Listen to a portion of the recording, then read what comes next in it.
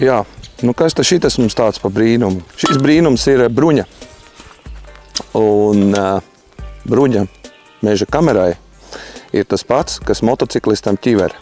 Bruņas, kā mēs zinām, pārsvarā tiek izmantotas tam nolūkam, lai pasargātu savu meža kameru no zādzības, bet ceļas kameras gadījumā tas nebūs tas īstais iemesls, jo, kā mēs zinām, tad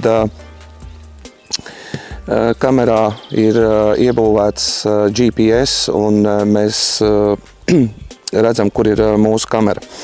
Bruņa kalpos tam, lai kamerai netiktu nodarīti mehāniski bojājumi. Nu, piemēram, vējains laiks, no kokiem krīt zari. Zars krītot, it sevišķi augstā laikā, kad plastmasa ir sasalusi, var rasties bojājumi. Tāpēc ar bruņu mēs šādā veidā vienmēr pasargāsim savu meža kameru. Nu jā, un tad ir vēl tāda lieta, kad es zinu, ka daudziem patīk taisīt izsmalcinātas bildes. Nu, ko tas nozīmē izsmalcināta bilde, kad mēs parasti kameru novietojam diezgan tuvu barotavai un diezgan zem, tad sanāk efektīva foto. Bet kā mēs zinām, tad it sevišķi meža cūkas ir tādi diezgan nešpatni zvēri, un viņām mēdz garšot arī šī te kamera.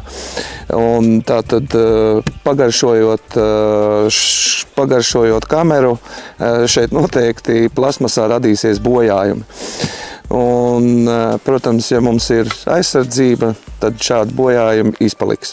Pati bruņa ir tik vienkārši kā šī pasaule, tātad taisam vaļā, kas ir vēl forši tāda fīča, kad ir arī magnētiņš. Ja gadījumā jūs neizmantojat atslēgu, tad vējainā laikā jums nevirināsies durtiņas un neradīs traucējošus trokšņus. Nu, un ja mēs runājam par pašu ievietošanu, tad tas ir tieši šitik vienkārši, kā es jums to rādu.